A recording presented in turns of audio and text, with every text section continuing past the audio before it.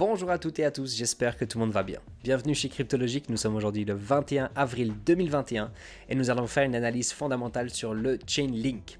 Alors cette crypto-monnaie en effet qui a l'air assez complexe avec les oracles, les smart contracts, l'off-chain, on va regarder ça directement ensemble. Naturellement comme d'habitude on a notre cher ami CryptoVector qui nous a préparé un PDF qui prend à peu près 10 pages sur lequel vous allez le retrouver sur notre Discord donc, qui a été fait en français et naturellement un petit peu plus détaillé également. Donc je vous invite à aller le télécharger, c'est gratuit, c'est fait pour la communauté donc n'hésitez surtout pas. Nous on va regarder directement le Chainlink. Alors, qu'est-ce que c'est ce Chainlink? Donc il a été déjà créé par Sergey Nazarov, c'est donc le CEO. Il a commencé lui sa carrière chez First Mark Capital avant de rejoindre finalement les crypto-monnaies en 2011 déjà. L'ICO de Chainlink a été faite le 18 septembre 2017. Ils ont fait une levée de fonds de 32 millions de dollars. Donc c'était 100% de ce qu'ils demandaient. Le prix d'aujourd'hui, le prix actuel aujourd'hui du Chainlink est à 37,5 dollars. Et en totale circulation des Chainlink, on a 1 milliard de tokens. Les smart contracts. Alors les smart contracts, c'est une des choses les plus importantes de chez Chainlink dans leur fonctionnement.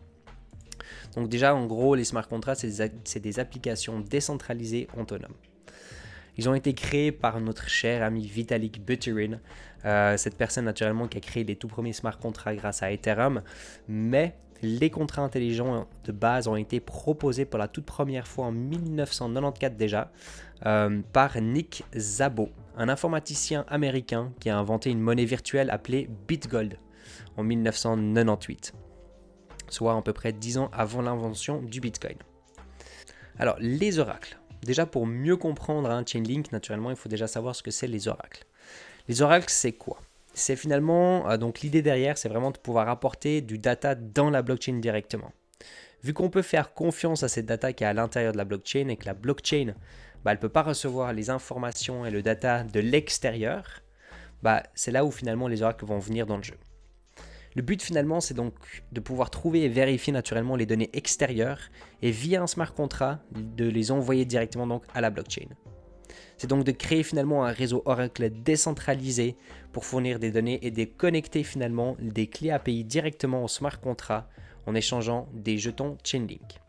Donc pour vous donner un exemple avec l'Oracle pour une vraie utilité concrète aujourd'hui, il y a pas mal de personnes qui ont donné l'exemple avec les vols aériens. Donc il y a quand même pas mal. Donc imaginons un vol qui est retardé, donc le but c'est de pouvoir finalement faire quoi? C'est de prendre ces informations et grâce à l'oracle, de les mettre sur la blockchain pour pouvoir finalement les vérifier et de les mettre après coup dans les smart contracts.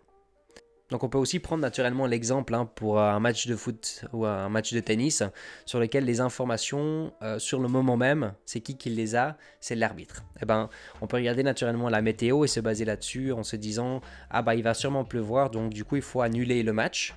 Alors non, pas spécialement, parce que l'arbitre, s'il sera présent, il va voir, est-ce qu'il pleut réellement ou est-ce qu'il pleut pas, parce qu'on sait que des fois la météo, c'est pas tout à fait juste.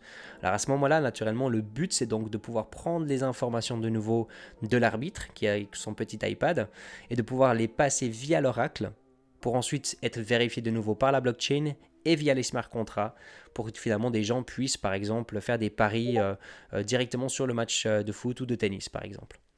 On a aussi donc le on-chain vs off-chain. Donc le réseau Chainlink se compose de deux parties distinctes, donc on-chain et off-chain. Il a été construit de manière à pouvoir être mis à jour, de sorte que ces différents composants peuvent être remplacés au fur et à mesure dès qu'une meilleure technique ou une technologie apparaît. On a pas mal d'explications justement sur le on-chain sur lequel vous allez donc tout retrouver sur le PDF. Donc je vous invite vraiment à aller regarder ce PDF si vous aimeriez mieux apprendre ce côté justement on-chain, off-chain. Parce que c'est assez complexe, mais au moins c'est bien détaillé par écrit. Alors un point assez négatif quand même aussi, donc c'est quand même un problème, c'est le côté de la centralisation du Chainlink. Alors est-ce qu'il est centralisé, est-ce qu'il est décentralisé? C'est un problème en rapport avec les chiffres, parce que vous allez sûrement entendre pas mal de personnes dire comme quoi on a en effet plus de 85% des tokens qui sont en possession de à peine 50 personnes, à peine de 50 wallets différents. En sachant aujourd'hui qu'on a plus de 350 000 wallets qui ont été créés déjà sur de Chainlink. Alors naturellement, pour vous donner un tout petit peu un exemple des chiffres, donc on a le wallet de l'équipe qui correspond quand même à 28,2%. sur lequel il y aura quand même un gros budget pour le côté marketing, sur lequel ils sont pas vraiment super doués, je trouve, en toute honnêteté. Je trouve que Chainlink doit vraiment travailler sur ce côté-là. Ils ont des ingénieurs de fou, mais le côté marketing, communication, ils ont une concurrence quand même aujourd'hui. On va la regarder directement après, sur lequel ils sont pas tout à fait au même niveau, je trouve. On a également donc 35%, c'est pour les nodes, et on a sur les plateformes d'échange 10,7% seulement. Donc ça, c'est vraiment ce qu'on est en train de s'échanger entre nous. Et on a également dans les autres wallets à peu près 26%. Donc en circulation réelle sur les échanges, aujourd'hui, on n'a pas vraiment énormément de la total supply, comparé à la total supply, qui est dans la main des petits acteurs de nouveau pour pouvoir se les échanger. Et donc, c'est un avis voilà, sur lequel on peut en effet débattre, savoir, ok, est-ce que c'est centralisé, est-ce que c'est décentralisé. Mais à part l'avenir et le temps, malheureusement, c'est seulement ça qui va pouvoir prouver en effet si Chainlink vaut réellement ce qu'ils nous disent aujourd'hui. On a également donc les partenaires, donc Chainlink, ils ont énormément de partenaires différents. Pour vous donner en 2-3 vraiment vitesse comme ça, donc on a Swift, le vaste réseau de communication interbancaire. On a également Zeppelin OS, un système d'exploitation développé spécifiquement pour créer des contrats intelligents. On a Request Network, aussi une plateforme d'échange qui vise à être la norme pour l'échange de fiat et de crypto-monnaies. Et on a aussi par exemple Signal Capital, une société d'actifs privée basée à Londres. Et naturellement, vous pouvez tout retrouver ici dans l'image, tous les partenariats qu'eux, ils ont également. Pour la roadmap, alors la roadmap pour chez Chainlink, donc elle n'a pas vraiment été communiquée pour 2021, mais toutefois, vous pouvez quand même aller regarder l'avancement du projet directement sur GitHub, mais je vous le mets directement le lien en bas. Et donc pour vous faire une petite conclusion également sur finalement ce Chainlink, donc le développement de la technologie Chainlink peut donc révolutionner de nombreux secteurs de l'économie tout en reliant les contrats intelligents au monde extérieur grâce aux oracles.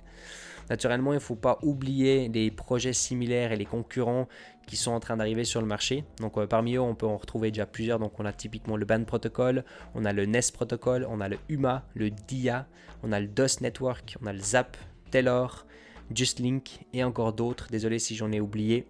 Mais malgré cela, il ne faut pas oublier donc du coup aussi que Chainlink reste quand même le leader aujourd'hui. Ils peuvent déjà se vanter avec plus de 446 intégrations d'ailleurs. Ils ont une liste qui correspond à plus de 80 blockchains, 185 projets DeFi.